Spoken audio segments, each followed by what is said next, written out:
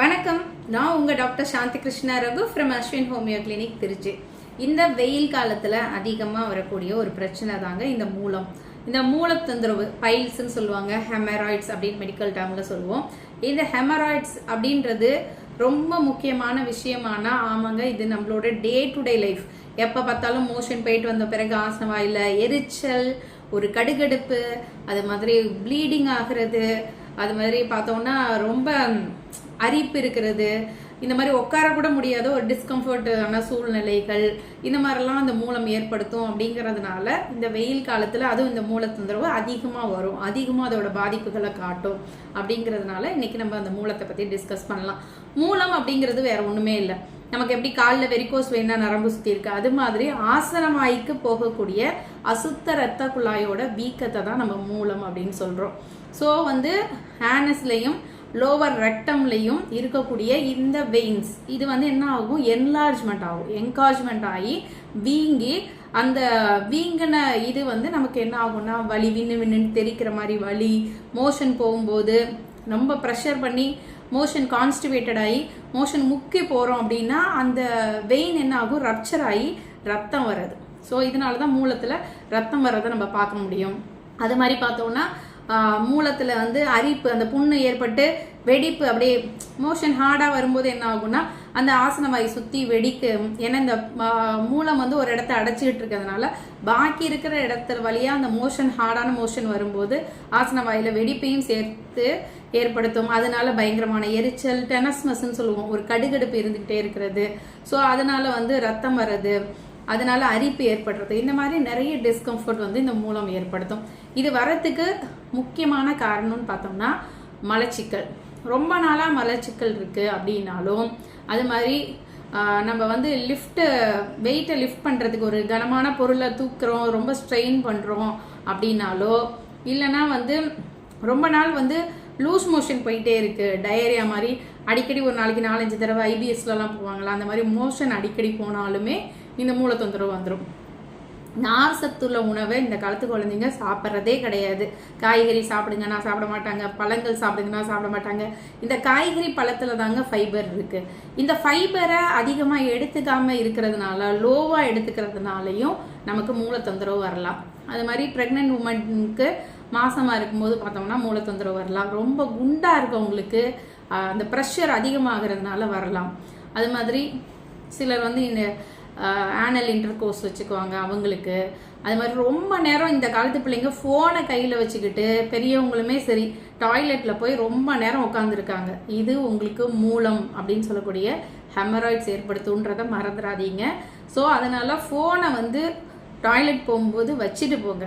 நீங்கள் வெஸ்டர்ன் டாய்லெட்டில் தான் உட்காந்துருக்கோம், ஒரு சேரில் உட்காந்துருக்க மாதிரி இருக்குது அப்படின்னு நினச்சிட்டு நீங்கள் போய் உங்களை அறியாமலே அங்கே போய் ரீல்ஸ் பார்க்குறது, ஏதாவது வீடியோஸ் பார்க்குறது, பாட்டு கேட்குறது, ஸோ இந்த மாதிரி விஷயங்களுக்காக நீங்கள் எடுத்துகிட்டு போய் ரொம்ப நேரம் அதை உட்காந்துருக்கீங்க டாய்லெட்லன்னா, அங்கே உங்களோட ரெக்டல் ப்ரெஷர் அதிகமாகும், அந்த இரத்த குழாய்க்கு அழுத்தம் அதிகமாக போய் அது வீங்க ஆரம்பிக்கும். ஸோ அந்த அலட்சியமான விஷயத்தை இனிமேட்டு செய்யாதீங்க. எனக்கு மூலம் இருக்கு அப்படின்றத நான் எப்படி கன்ஃபார்ம் பண்ணிக்கலாம், என்ன மாதிரியான அறிகுறிகள் இருக்கும் மூலத்துல அப்படின்னு பார்த்தோம்னா, முதல்ல பார்த்தோம்னா ஒரு இச்சிங் இருக்கும், அந்த ஆசனவாயை சுத்தி ஒரு அரிப்பு, ஒரு இரிட்டேஷன் அப்படி உங்களுக்கு ஆசனவாயை சுத்தி இருக்கிறத நீங்க பார்க்கலாம். அது மாதிரி ஆசனவாயை சுத்தி ஒரு புண்ணான மாதிரியான ஒரு சோர்னஸ், ஒரு டெண்டர்னஸ், சின்னதா ஒரு கட்டி மாதிரி அந்த இடத்துல இருக்கிறது. அது 2-3 இடத்துல கூட இருக்கலாம். அதாவது அதுக்கு கிளாக் பொசிஷன் சொல்லுவோம், 12 o'clock பொசிஷன்ல இருக்கு, 3 o'clock பொசிஷன்ல இருக்கு, இந்த அளவுல ஒன்று இருக்கு, இத்தனை இன்ச்சஸ்ல ஒன்று இருக்கு அப்படின்ற மாதிரி சொல்லுவோம். ஸோ அந்த மாதிரி உங்களுக்கு அந்த சைஸ்ல வேரியேஷனோட ஒரு புண்ணான ஒரு ஃபீலிங்கோட இருக்கலாம். அதுவும் பார்த்தோன்னா உட்காரவே முடியாது, உட்காரும் போது அதிகமாக வலிக்கும். அது மாதிரி நான் முன்னாடி சொன்ன மாதிரி ரெக்டல் வெயினோட ப்ரெஷர் அதிகமாகி அது பர்ஸ்ட் ஆகி ப்ளீடிங் ஆகலாம், ரத்தம் வரலாம் உங்களுக்கு. அப்புறம் பார்த்தா மோஷன் போயிட்டு வந்த பிறகு ரொம்ப எரிச்சல், கடுகடுப்பு ஃபீல் பண்ணலாம். சில சமயம் மோஷனோட சேர்ந்து ஒரு சளி மாதிரி, மியூக்கஸ்ன்னு சொல்லுவோம், சளி மாதிரி கலந்து வரலாம். மோஷன் போயிட்டு வந்த பிறகு மோஷன் போய் முடிச்ச ஒரு சாட்டிஸ்ஃபேக்ஷனே இருக்காது, இன்கம்ப்ளீட் எவாக்குவேஷன் சொல்லுவோம். போன பிறகும் திரும்ப மோஷன் வர மாதிரியான ஒரு ஃபீலிங் இருக்கலாம். ஸோ இதெல்லாம் தான் நமக்கு மூலத்தில் இருக்கக்கூடிய முக்கியமான சிம்டம்ஸ் நம்ம சொல்றது. காம்ப்ளிகேஷன் ஏன் இப்போ மூலத்தை வந்து ஏன் அலட்சியம் காட்டக்கூடாது அப்படின்னா, இந்த ரத்தம் போய் அனீமியா ரத்த சோகை ஏற்பட்டு சிலருக்கு உயிருக்கே கூட ஆபத்தாக முடியும். அதனால நம்ம கொஞ்சம் கேர்ஃபுல்லாக இருக்கணும். அது மாதிரி இந்த புண்ணை ஏற்படுறதுனால சீக்கிரம் இன்ஃபெக்ஷன்ஸ் ஏற்படலாம். ஸ்கின் டேக் அந்த மூலம் வந்துட்டு போன பிறகு பார்த்தோம்னா எப்போ பார்த்தாலும் அங்கேயோ ஒரு சின்ன சதை மாதிரி இருந்துக்கிட்டே இருக்கலாம். அது மாதிரி அந்த ஹெமராய்ட்ஸில் வந்து ரத்த கட்டிகள் த்ராம்போசஸ்லாம் ஏற்படுறதுக்கு வாய்ப்பு இருக்குது. அது மாதிரி ஸ்ட்ராங்குலேட்டடாக அது வந்து எப்போதுமே வெளியில் தொங்கிட்டே இருக்கும். ஸோ அது வந்து உங்களுக்கு மோஷன் போகிறதுக்கு எப்போதுமே டிஸ்டர்பன்ஸாக இருக்கும். அது மாதிரி பிளட் சப்ளை பார்த்தோம்னா கட் ஆகிறதுனால நமக்கு வந்து ரொம்ப பெயின் ஏற்படலாம். எக்ஸ்ட்ரீம் பெயின், தாங்க முடியாத வலியெல்லாம் கூட சிலருக்கு ஏற்படும். பார்த்தா அந்த மூளை தொந்தரவுனால ரொம்ப சிவியரான பெயினில் கஷ்டப்படுவாங்க.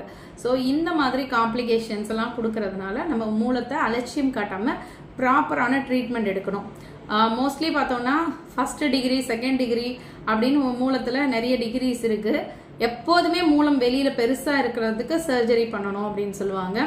அப்படி இல்லாமல் நமக்கு முன்கூட்டியே நம்ம பார்த்துட்டு வலி, எரிச்சல், ப்ளீடிங், மலச்சிக்கல் இதெல்லாம் இருக்கும்போதே அழகாக மூலத்தை ட்ரீட் பண்ணிக்கலாம்.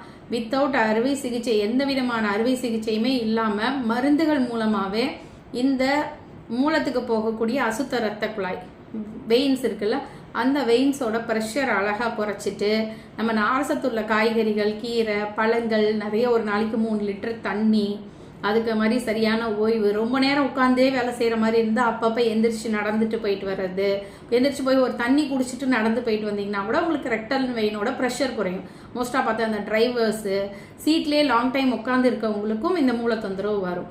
ஸோ அந்த மாதிரி இருக்கிறவங்க நிறைய தண்ணி குடிங்க, அப்பப்போ நடங்க, பழங்கள் சாப்பிடுங்க, ஜூஸஸ் குடிங்க.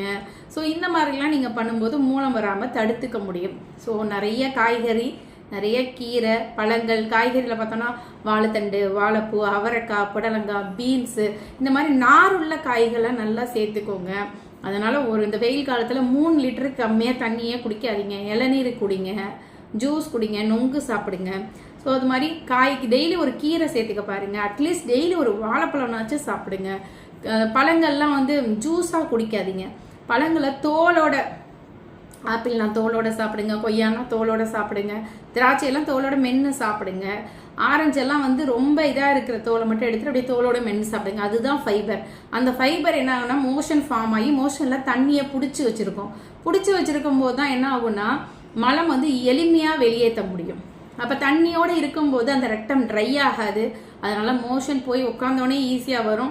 அது மாதிரி ரெக்டல் வெயினுக்கான ப்ரெஷரும் குறையும், மூல தொந்தரவே சுத்தமாக இல்லாமல் போகும். நம்மளோட வாழ்க்கை முறை மாற்றம் மூலமாக குணப்படுத்தப்பட்ட மூலத்தை திரும்ப வராமல் நிரந்தரமாக சரி பண்ணிக்க முடியும். எளிமையான ஹோமியோபதி மருந்துகள் இருக்குது. ஆஸ்குலஸ், ஆலோஸ், கேலிகார்பு, கிராஃபைட்டிஸ் இப்படின்னு ஹோமியோபதியில் எண்ணற்ற மருந்துகள் இருக்குது. அவங்களோட சிம்டம் சிமிலாரிட்டி, அவங்களுக்கு ப்ளீடிங் இருந்துச்சுன்னா பாஸ்பரஸ், அமோனியம் கார்பு, அந்த மாதிரி நிறைய மருந்துகள்லாம் இருக்குது. ஹமாமிலிஸ், பல்சட்லா அப்படின்னு நிறைய சொல்லிட்டே போகலாம்.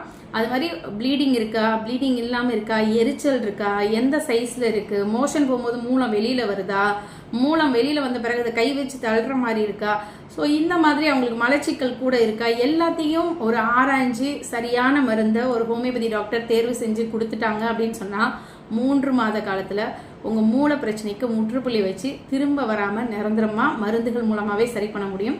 ஸோ இதெல்லாம் தெரிஞ்சு நீங்கள் பலனடையணும்.